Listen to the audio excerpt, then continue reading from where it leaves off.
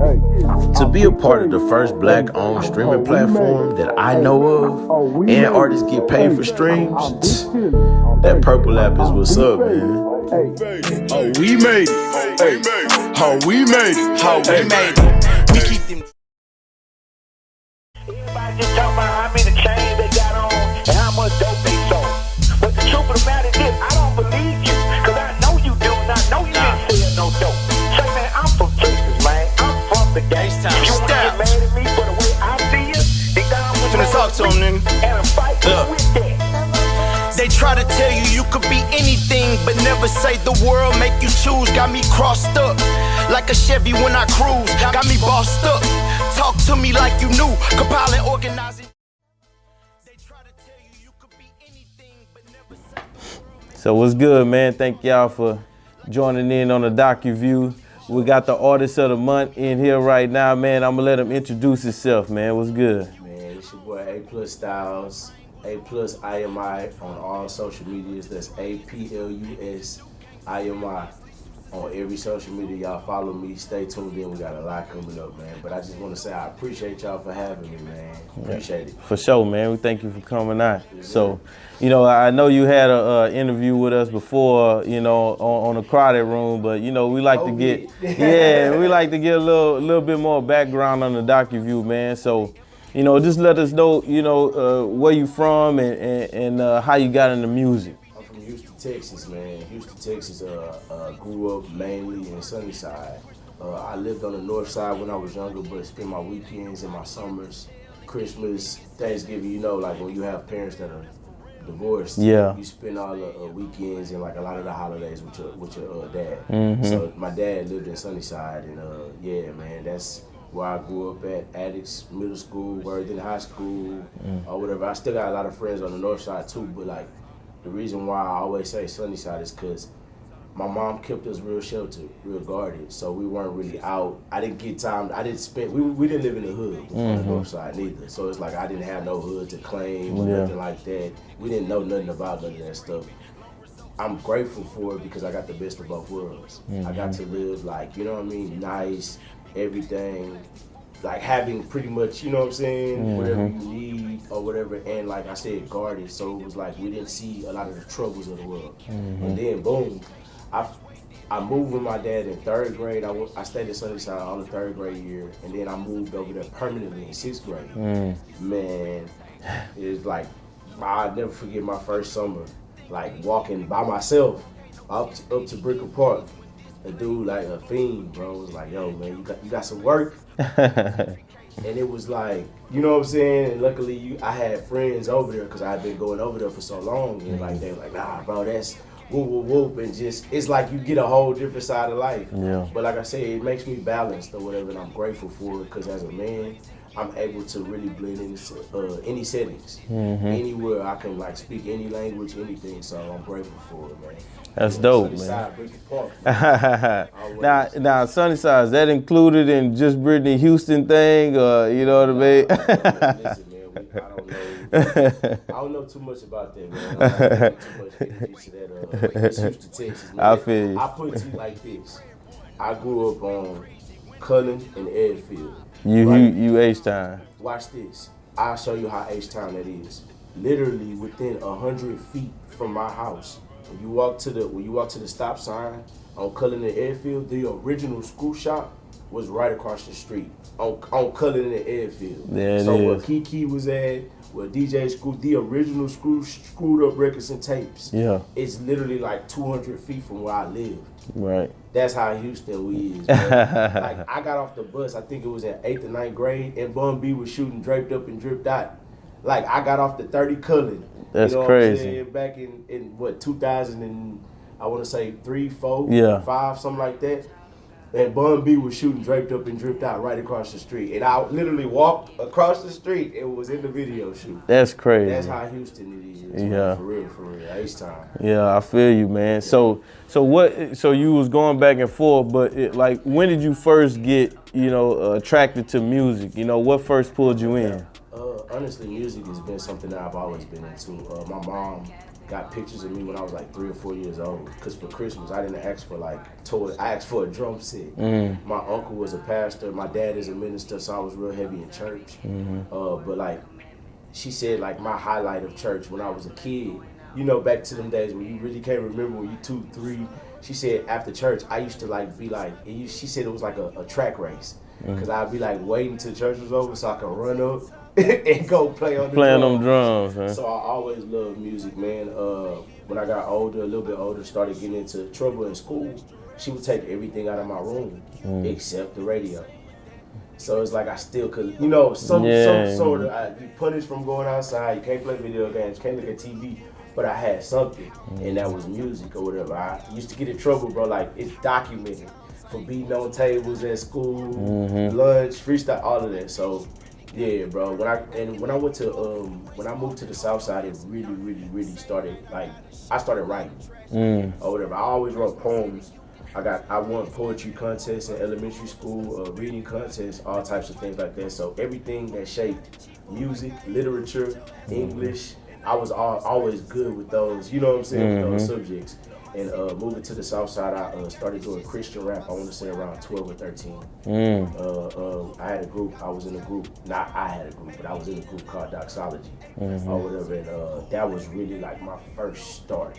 And like, and it was crazy because we used to rap in front of like churches. So it's like, you know, them some of the hardest people to play. Yeah, I know. They like they don't like hearing them beats in church, man. But you know, like the name of our group, Doxology, actually meant to praise God in your own way. So that was kind of like the icebreaker when we let them know, like, okay, they're like, well, this is Doxology. We're like, oh, and then it's actually like when you looked it up, that's what it said. But like my boy Derek, he go by DJ Yum Yum now. My boy Jay Ford. Heavy Duty Ford, but Derek found it in the back of a Bible. The word doxology, praise God in your own way. That's dope. So that's why we named our group. We put out actually a project, everything, bro. Made money, did tours around. Yeah. What? Like, a lot of, bro, like it had the opportunity to blow, and I still got a lot of that stuff now. Like I can shoot you some, but like you can see. When I was 12, I was still, you know, on the road. Huh? Yeah. Bro. That's crazy, man. So. I mean, you know, touring, how was that, you know, as a young kid? I know you don't remember everything, but how was it, like, just knowing that you got to go to different places and, you know, perform? I loved it, bro. I loved it. Like, it was amazing, like, getting that type of love or whatever, and then doing something that, like, a lot of people, it's a quote that says, like, your dream job is, like, really, like, when you can work and, like, have fun. You know what I'm saying? Like, you're not really worried about, like, it's a lot of people that go to work every day that are stressed out, bro. They hate their jobs. You feel me? And, like, that was my dream, was doing music. So to be able to actually be doing that, making money off of it as a kid, you feel me? Like, for real, it was amazing. And, like I said, like, being able to turn crowds. Because you go in there places, it's 50, 60-year-olds and don't, you know, listen to it. But at the end of it, they trying to, you know, oh, my granddaughter need to talk to you. I hear you on that. You go from what he up there for rapping to, because we were actually talking about something. I feel like back then a lot of Christian rap was crunk. But like we wanted respect as MCs. I always wanted respect as an MC, like respect my pen for real. You know what I mean? So yeah. That was a highlight of my life or whatever. I loved it, bro. Yeah, so, you know, I don't know if y'all know Sam Cooke, you know, from back in the day. He started off on the gospel side, and then he transformed into, like, the pop side. Yeah. How was that transformation for you? Like, was it a big deal? To be honest with you, it's not really a difference for me because the only difference I would say is probably, like, curse words. That's really it. And that's just me, for me, like, realizing it's a part of life. Or whatever, I'm grown, or whatever. So, but the main thing that we were focused on when we did Christian rap was always having a message, and I've never let go of that. Every song I have to this day you're never gonna hear a song from me and be like, at the end of it, it's like, I just wasted 2 minutes of my life, or you crunk and everything. But it's like, what did I get from that? You know what I'm saying? Everything that I have. Everything that I've put out, all my music, I'm on every platform right now. Apple Music, Tidal, Spotify. Crowd is streaming. You hear me? Like, bro, they gave me one of the greatest reviews, and I'm so grateful to y'all for that. Yeah. For real. But like, I'm on everything, and like, every song that I have is some sort of message that I'm trying to get through to you, and it's always positive too. Yeah. Because I feel like nowadays it's not. I don't think it's a negative, but I know a lot of people play on pain. Mm-hmm. There ain't no reason to. I have a saying for me. When I get on, bro, like all the way on, like I'm talking about having it like that, bro. Ain't no reason to have no millions and be sad. Yeah. You feel me? Yeah. Like ain't no reason to change your whole life and be sad. You know what I mean? Like nah, bro. It's to be happy because it's already enough sad stuff going on in the world, bro. Yep. The damn what they say, the atmosphere is like burning up. Like, Yeah. it's like inevitable. Like come on, bro. Somebody got to bring some upliftment, some joy, some happiness, and that's what I try and bring to the table. That's my message I try and push for the everyday person. Yeah. You feel me? Cause I got homies, bro. I grew up in the hood. I know about everything. You feel me? Hard to soft, green pills. I just seen all of this. I just seen niggas that could have been NBA stars get locked up. I just seen niggas get killed. I'm talking about when we was in high school, we started seeing bodies drop. Seen girls that we thought was the baddest in 6th, 7th grade, 8th grade, knocked up, 9th grade. Going out with 20-year-old, 22-year-old, mama cool with it, everything. You know what I'm saying? So it's like, I just seen so many people's paths get derailed. So it's like, you try to bring something positive. You know what I'm saying? Like, it's already enough. We still living, bro. You got breath, you free. That's all you need. Every day is a new life and a new opportunity to change everything about your life, bro. So I don't look negatively at life. I look at everything as a positive. Glass is always half full. Yeah, I mean, and going back to the album report, man, that's one of the highest scores we had, man. It's just, you know, it was refreshing, like you said, that positivity. It wasn't that negativity, you know what I mean? And, you know, we appreciate the music that you put out, man. Still I Can, and then, you know, Kickz and Flowz. We're going to get to that in a little bit, man. You know what I'm saying? Put out a couple kicks. I got you. So you was in a gospel group and then you kind of transitioned. Did you ever kind of get to a point where all you wanted to do was sign, or are you just going to stay on the independent path? I mean, yeah, when you younger, that was like what you heard. Trying to sign $1 million deal. Yeah, you know yeah. That was what was on your mind. But as I grew up as an individual and started to understand the game, what I realized is it's a reason why a lot of people in Texas and Houston are independent. Texas is like one of the independent states. You see what I'm saying? And then like studying people like at the hierarchy, because I never looked. You know what I'm saying? I always try to study the people at the top, like Jay Prince. You know what I'm saying? Like, and just looking at certain things. I ain't all the way in depth into it, but I understand it's a reason why we're independent or whatever. Like, man, doing research on the industry, they control a lot. A lot of people be wanting to sign them deals, and they don't realize it's a lot of pages in there, and it's a lot of things that you gotta adhere to or whatever. And I'd rather have a lot more control over. If I ever thought about a deal, it would possibly be distribution, something along those lines, because I don't want to have somebody trying to control my sound or controlling how I dress or everything, because of the fact that I signed my name to a paper, and a lot of people don't know. That's what comes with that. That's another reason why I feel like you got so many people, they got millions, but they sad. I was just gonna say that. Slaves. Yep. Like, and I'm not knocking nobody, because like people change their lives, change their families' lives, change their friends' lives. But at the same time, it sucks when at the end of the day, you gotta jump to somebody's beat and go wherever you want. And that's why you see a lot of these top artists now are trying to get out of their deals. You know what I mean? Or whatever. It's a longer route, you know what I'm saying, that I have to take, but I'd rather take that because I feel like the fruits of it is going to be a lot more, it's a bigger blessing for me. You know what I'm saying? So yeah, bro. And whatever you get is yours, you know what I mean? Yeah, so. Man, I own all my beats, all my I'm not splitting anything with anybody except the people that I have on features. I pay for everything. Even if somebody come right now, it's like, nah, these are all, this is my masters. Yeah. I got all my masters. I got $1 million, $1 billion boxes. You know what I'm saying? With my whole sessions, everything. And I'm grateful to say that, because I done been recording with some of the greatest engineers in Houston, bro. King Lab Box.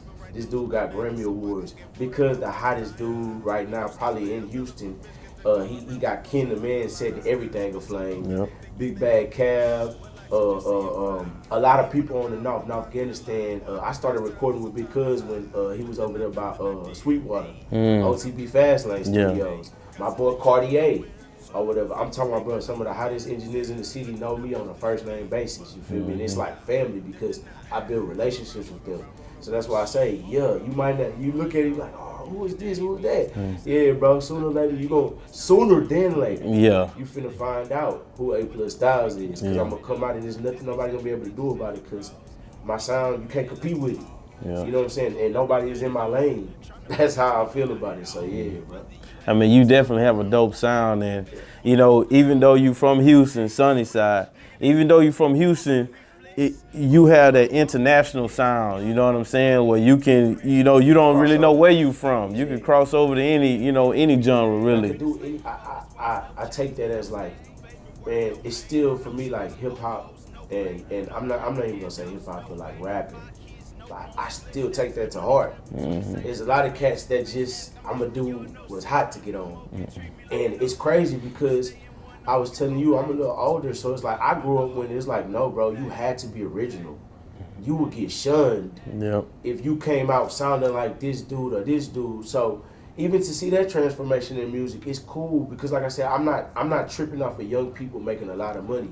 But at the same time, is it worth it? You know what I'm saying? Like, now you got to stick with that. Because however you get on, you know what I'm saying? That's in everything. You feel me? You go into the NBA as a scorer, it's real hard to try and turn into somebody that's a creator. Or, you know, nah, this is what you is. You see what I'm saying? So it's like, I'd rather be me and get on than be something else and have to portray that. You know what I'm saying? I feel sorry for you guys that gotta wake up. Or at your video shoots, you gotta go in the restaurant. All right, let's put on this guy. I feel sorry for y'all, bro. Like, I pray for y'all because that's sad, bro. And it sucks when you can't be you. You know what I'm saying? It sucks. So, yeah, but I'm always be me. That's dope, man. So you got some projects out, you know, Still I Can. That's the one we reviewed. And then, you know, I wanted to talk to you about Kickz and Flowz, you know what I'm saying, in particular. What inspired that project? You know, I see you got in the background, you know what I mean? So look, this is a new thing. When they come and interview with Docuview, with Crowded Streaming, you got to make the couch yours, you know what I'm saying? And so that's what we got right now. You got to go with your moves in the music industry, bro. And I realized that a lot of people know that I do music, but they know me more for shoes. Like, I done been in the shoe game for so long, bro. I've been working at shoe stores since like 2009 or whatever. And but just being in the shoe game, you get so many different connections and everything like that. And I realized we don't have shoe rap. You know what I'm saying? It's a lot of people, like everybody that's anybody in music or in anything fuck with shoes. You know what I'm saying? Like everybody. And I realized that's a hack that nobody has really taken advantage of yet or whatever. And I wanted to take advantage of that because, like I said, I'm still a little older, so I want to be original or whatever. And so what better way to come out than something that everybody know before? When you see a D-boy come out, you know what I'm saying?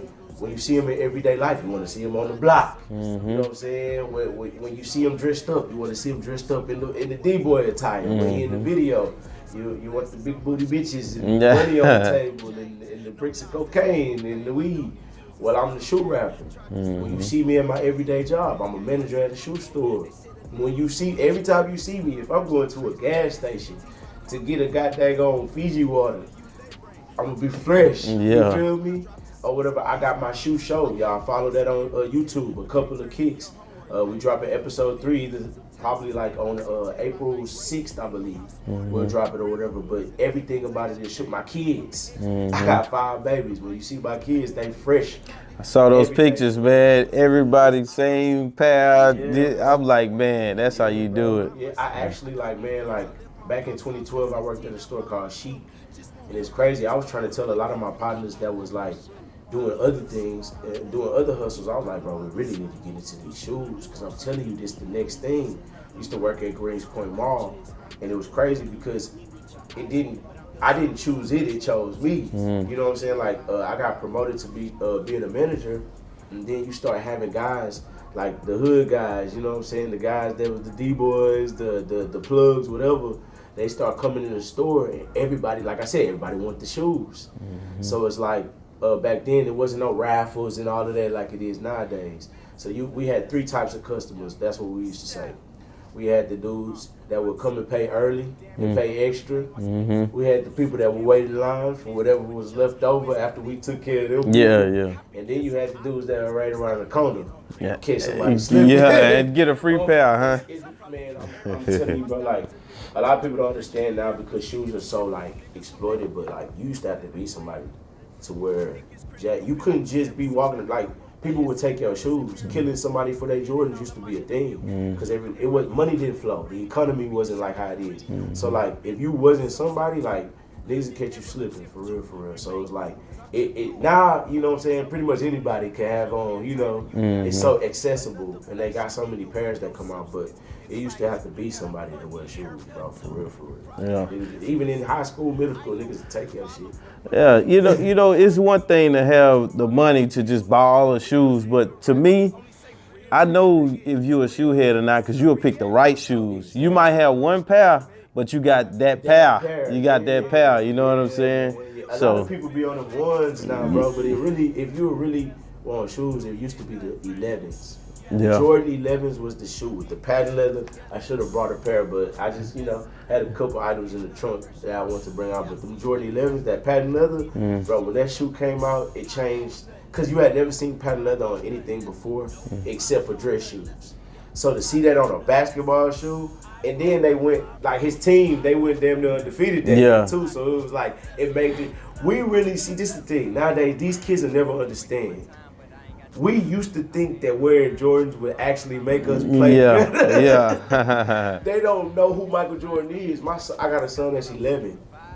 His entire life, he's seen LeBron James in the NBA Finals. Like 9 out of his 11 years, 10 out of his 12. He's finna be 12 in December. Yeah. Like he's seen LeBron, and that's all he knows. So, and I understand that, like, as generations change, he never saw Michael Jordan in action, bro. You can go back and look at videos, but nothing can actually put it into, like, how it was when you were really there. Seeing it live, That's why I say, like, they dropped a new Matrix movie, and people are like, oh, it's trash.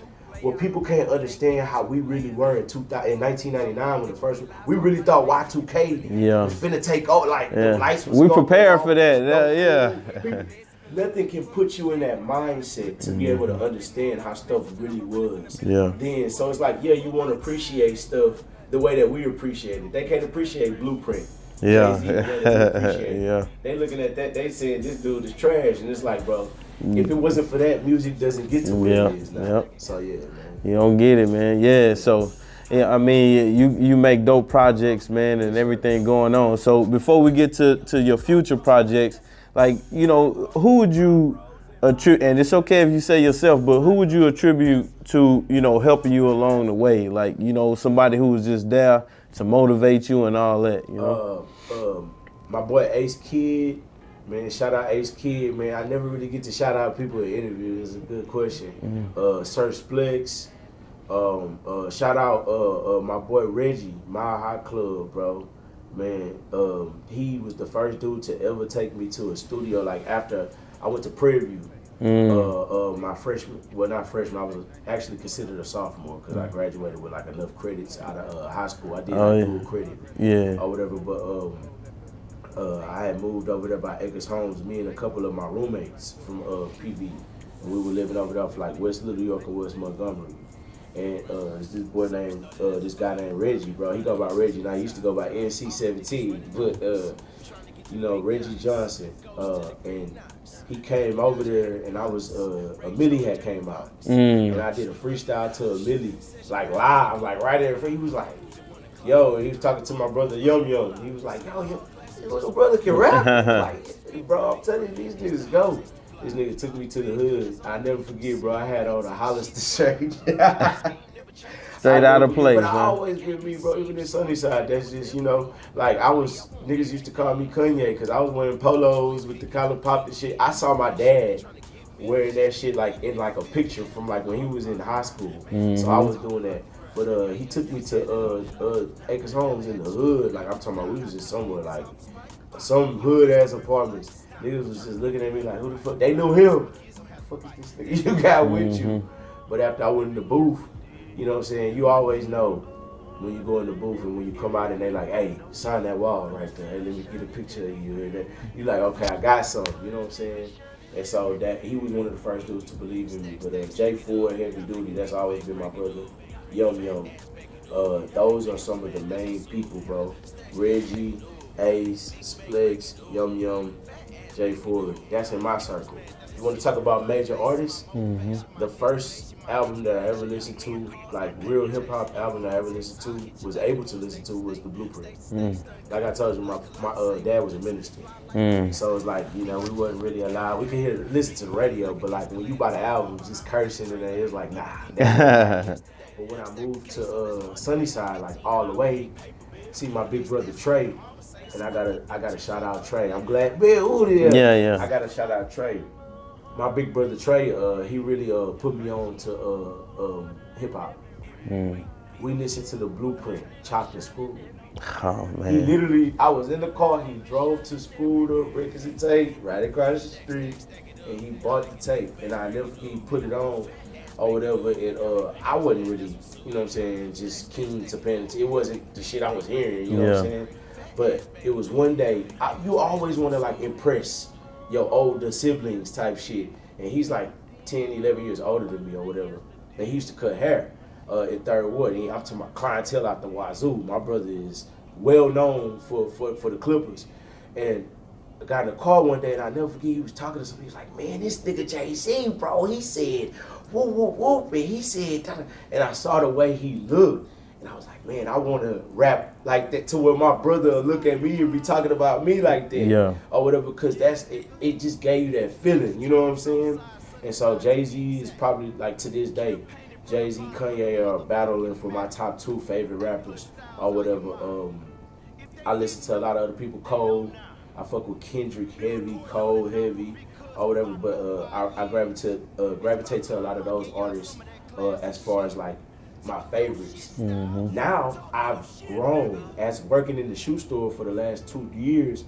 It's helping me transition my music or whatever, because I realize you can't alienate an audience with music. And so I realized I can rap how I want to, but it comes a point in time where you want to make money off this, like real money, because I have the skills to do that. And it's like, you can't keep saying, I'm not finna do this, I'm not finna do this.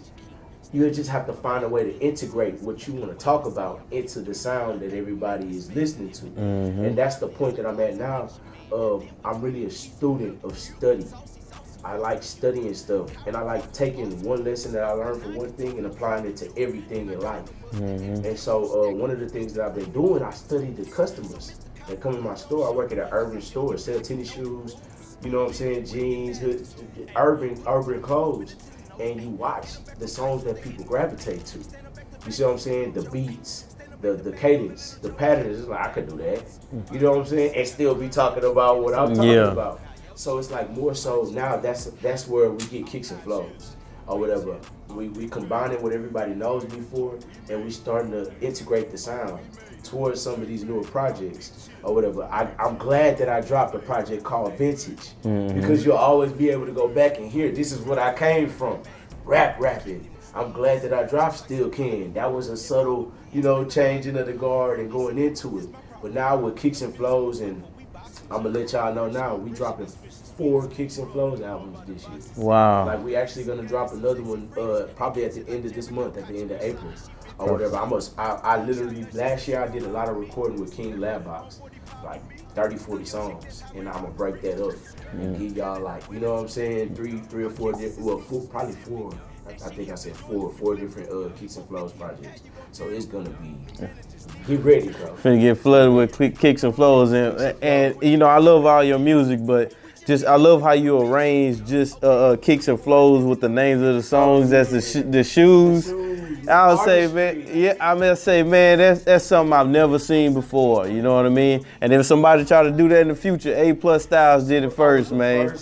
Name the songs after shoes, man. So that's dope, man. So you gonna push with the Kickz and Flowz movement, and I'm gonna just tell you, bro. I've already started working on I got Kickz and Flowz, 4 parts to that. I still have Still Can Blue. I know we got the red, yeah. I got Still Can Blue because a lot of people don't know that album was a conceptual album. And it basically was during, I created that project based off of Democrats versus Republicans. Because in 2020 when the album dropped, that's what was going on, the election or whatever. And so like that's what that is, like the Democratic side of A+ versus the Republican side of A+. So I still have Still Can Blue on tuck. I did all of that with because that's like ready to drop. Whenever I want to, I could drop that or whatever. And then I also have another project that I'm working on strictly for women or whatever. It's gonna be called Sick of You. All right. Whatever. So it's just and then also Out the Way, which I don't know. I might drop some of that this year. It's gonna be a lot of music coming out from me like this year, next year. A lot of music coming out. I mean, that's dope. So, and that's good that you got a back stock so you can, just drop whenever you want to, man. And I was talking to a record label owner. He said, before you get to that point to where you get signed, make sure you drop all your music, you know what I'm saying? Because that's your catalog. Because when they put that money behind you, that's still your money, you know what I'm saying? So always on that, man. Yeah, so you got the plan, so we got the future projects coming up. I always ask artists when they sit down here, what's success to you? Like, what does it look like? I mean, to be honest with you, like I said, being able to work my dream job and being able for it to take care of me. That's a difficult question, bro, because honestly, success can come without music. You know what I'm saying? Like, I always say my best job that I was ever gonna do in life was being a good father, good husband. I've been married for 11 years. You know what I'm saying? So like that in itself is success. Me and my wife live in a nice house. Our kids have their rooms. They A and B students. You know what I'm saying? Like, and I don't just buy them shoes. They actually, it's a system of earning or whatever. Shout out my boy Mr. Wall Street, bro, too, man. I missed him on that Mr. Wall Street, and my boy Jay Durrell, also known as CFG Pro now. You know what I'm saying? And my boy Sterlo or whatever. They also help me with music, but like we all are because we got like families. I'm real family oriented. So to me, success is just being able to create a life, bro, to where my kids can be sustainable. As they get older or whatever, I want to be able to set them up. My mom always said every generation is supposed to do a little bit better than the next one or whatever. That's how you know what I'm saying, you did that. And so me being a good dad, but success in the music industry, of course, you want to be sold out shows, you want to have millions and things like that. But to be honest, bro, a lot of artists, like you said, hearing you say stuff like, man, I like the way you did this or whatever. Because I want to bring back artistry. I feel like it's no artistry no more, bro. People just record a whole bunch of songs and put it out. And it's not like, I got a song called that I just recorded called Out of Town for a while. And basically, on the hook, I'm saying out of town for a while. But when the verse starts, I'm saying back in town for a while. Subtle stuff like that, like having a song that actually has a concept to it. When is the last time you heard a song? We used to hear songs and like you listen to it. R. Kelly, man, that's a sad situation. Yeah. But Same Girl, he had a song called Same Girl with Usher. With Usher. And you listening to it and then you see the video and you like, oh, what happened to that? We don't get that anymore. Like, you get some artists, they'll make their songs and then when they come out with a video, they'll have like an old theme from a movie. But it's like, does that really go connect with the words you're saying? Like, you playing on what people love, and that's the industry. You know what I'm saying? That's what they do. But it's like, what happened to actually being an artist? You see what I'm saying? Like, and that's what I'm trying to bring back. Even with Still Can, the way I named those songs, I named them like I was running an election. You see what I'm saying? The first song is called Candidacy Announcement. That's something that you actually have to do whenever you want to run for president. Kanye had to announce, I'm running for president or whatever. The second song is called Fundraising Party. Get in, you know what I'm saying? And it's basically, and it's crazy because it's not just that, but when you listen to the song, it is I'm telling you, like, this is what you're investing in if you invest in A+Styles. I ain't shooting and selling just hotter, I'm hotter. I'm letting you know, I ain't talking about killing people. I ain't talking about that. I'm just hot. I got that great music, you feel me? So like, yeah, bro, like, I want to bring back artistry. That's successful to me. Of course, like I said, having the money to sold out shows, people knowing who you are.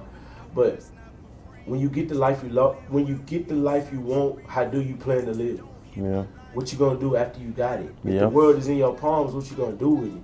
Because a lot of people don't plan for that. You see what I'm saying? And that's why you see so many people, and I'm not gonna say fall, because I don't think they'll fall off, bro. If you ever had a number one, bro, that's like, no, people live their entire lives and never get that. So it's not like falling off, but it's like people get the whole world in their hands and don't know what to do because they never planned on it.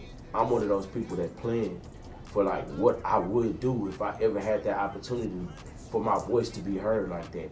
Like a lot of artists, I hate this. This is one thing I do not like.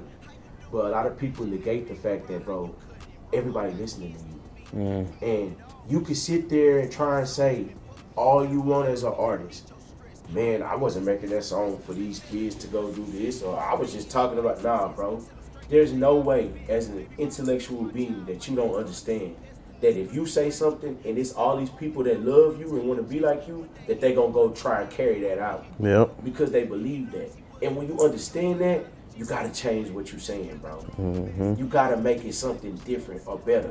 You can't keep saying that same thing, because then you basically telling your fans, I don't give a fuck about y'all. Yep. I don't care that y'all dying. It don't matter how many going back to the hood and giving back to the hoods you do, bro. Like, I'm not negating that neither, because that's amazing to be able to do. But bro, at the end of the day, you're a music artist, and the music you put out is going to affect the culture. Period. And so I feel like we need to take that seriously and bring back artistry. You know what I'm saying? And not just rap what these white people want us to do, because they got algorithms and they study and they like, oh, well, when you talk about this, you sell more records. So nah, man, bump that, bro. It's too much money now. We got too much money to still be letting them take over that, man. You got too many times, all the old heads, all the documentaries that talked about how hip hop was pure and it was ours, and then they came and took it. Right. And then they turned it into slaving us out and slutting us out, bro. Gotta be over for that. It gotta be over for that, bro. And I mean, and that's why we started our streaming platform, you know what I'm saying? Yes, I know you gotta put your music everywhere, but support a black-owned streaming platform, you know what I mean? So, you know, but, you know, so I appreciate the work that you do, man. I appreciate your artistry. I appreciate the little details you take and do with every song and the message that you give, bro. You know, and you kind of touched on it just now, but the last question I'm gonna ask you, you know, what would you tell a young kid coming into the game, man, 10, 11, they know they want to rap, they know they want to be an artist or singer or whatever. What would you tell them? You know, what advice would you give them? Don't lose yourself, man. Always, and keep that joy. With me being on my path, bro, it's a lot of times where you get to the point and it's like, I'm trying to make, like I said, millions and all that, and you lose that fun that you have in making music or whatever. When I was younger, we weren't paying for studio sessions. You see what I'm saying? It was a guy from the church that heard us perform at one little youth thing. It was like, yo, I got a studio. Like, yo, let's do this. And that's how we ended up recording that project. But when you start having to pay for those sessions and you paying for 4-hour blocks, you like, man, I'm on the clock. This gotta be right, and you tend to lose having fun with it, bro. So you gotta always have fun with it, because one thing that a lot of people, I feel like people don't pay attention to words anymore. And it's a lot of things that like people say when they listen to music. One that I focus on is they be like, man, I feel you. Feel is like you really feel. You don't have to agree with somebody to feel them. You see what I'm saying? And it's a lot of music that I don't feel now. Not because you're not going hard, but it's like there's no feeling in it. And you can tell. You can tell. It ain't nothing behind that, bro. It ain't nothing behind that, because they done lost themselves. It's all about that check. I'm just making this song to get a check from here. I'm just making this song to get a check from there. That bag and that check is good, bro. But at the end of the day, what is you really doing it for? You know what I'm saying? Like, yeah, we want to get paid, but it's like, nigga, you get so much money to me, you can't really even spend it. You see what I'm saying? But what do you want people to feel you? Like, and people can't feel, it's like, man, bro, I keep saying, if I say, you ain't shit if you ain't wearing a mirror, it's niggas, it's kids that's 13, 14, 15 that's gonna hear that, and they gonna, like, man, okay, I gotta get a mirror. And they gonna do anything for that. There's niggas that got killed. And there's niggas that ended up in prison. You see what I'm saying? Or fucked off or in other positions, bro. Because they listening to what we saying. You see what I'm saying? So that's why I say I don't know, bro. We just gotta pay more attention to it. If I had if I told the kids something, it'd be like, man, be yourself. Don't lose your love for this. And change the world with it for the better. Do something, because this is, like, a lot of people don't realize, outside of music is one of the only things in the world that can really change your entire emotions. You could be sad and put on a happy song and like not realize, like, dang, I'm getting uplifted from this or whatever. It's not too many things that can do that. Drugs. You see what I'm saying? Like, so when you think about that, it's like, bro, music is really big. It ain't too many things that could, people, drugs, but it's not too many things that can really change your entire outlook on a situation, bro. It's people that when they want to go to the club, they put on a specific song so that it could get them in that mode. It's a spirit behind music. It's a feeling. It's frequencies. So you gotta pay attention to that if you're a kid, and actually pay attention to that and do something about that. Don't just be lollygagging with it or lazy with it, because you putting that spirit on everybody that listens to your tunes, bro. You see what I'm saying? I'm very conscious of that stuff, bro. So yeah, that's what I would tell them, bro. Be yourself. Always stay in love with the music and try and do something to change the world for the better. That's what I always do. So, you know, we appreciate you, A+Styles, for jumping in the Docuview, man. Yes, sir. And, you know, you're the artist of the month for the month of April, man. We're going to make the announcement soon, bro. Appreciate it. And we just appreciate what you're doing over here at Crowder Streaming, man. Hey, man. You know, let them know what to find you and all that. Instagram, Twitter is A+IMI. Man, you can find me. You hit me on there, bro. Like, I could probably find shoes, everything. You know what I'm saying? Music, YouTube, a couple of Kickz. That's the show. We got episode 3 about to drop. And like I said, on every episode, we give away a free pair of Jordans. I'm not just advertising my shoes, but I'm trying to give back, because I know that's something, like I was just saying, me knowing that people kill for a mirror or kill for this to have the money to get it. I'm not just gonna talk about stuff. I'm gonna actually give something back every episode. So that way I'm changing one little boy's life or one little girl's life, or that mom ain't gotta work overtime that week because now they got a free pair of shoes or whatever. So y'all stay tuned with that, because that show might take a life of its own, bro. Like, for real, like bro. That, because it's really, really dope. My boy CMG Pro doing his thing with that or whatever. So yeah, YouTube. I got other things coming up. We gonna be in the hood in Sunnyside in August. We gonna do a back to school giveaway or whatever. I'm trying to do Air Force Ones, Chuck Taylors, school supplies, backpacks, everything, bro. I'm at the point now to where I can start doing stuff. And I ain't a millionaire, none of that. Yeah. You feel me? But I'm doing this because, like I said, the hood needs that, and artists need to do that. And you don't gotta wait till you got money to start giving back. You know what I'm saying? So yeah, a lot of stuff, bro. You can catch me sneaker events. I'll be at that. We finna start Kickz and Flowz events too. I'm finna start doing like Kickz and Flowz sneaker events to have like some of these vendors that I know that got a lot of shoes, resellers and stuff like that. I know a lot of guys, and we're gonna have them come out and like put out stuff, and then also bring out artists that's into the culture of fashion and shoes and stuff like that. So yeah, next month, May 22nd, it's a fashion show I'm performing at or whatever. So yeah, bro, you gotta follow me, bro. Follow me on Instagram, follow me on Twitter, and stay tuned with the moves, because I'll be everywhere and I got a lot going on. So yeah, for sure. Man, we definitely appreciate you, bro, yes, man. The next time, man, we'll holler at y'all. For sure. H-Town, Brickell Park, stand up, man. It's A+Styles in here. IMI Global, bro. That's the label. I made it, bro. That's what that stands for. IMI Global. We out.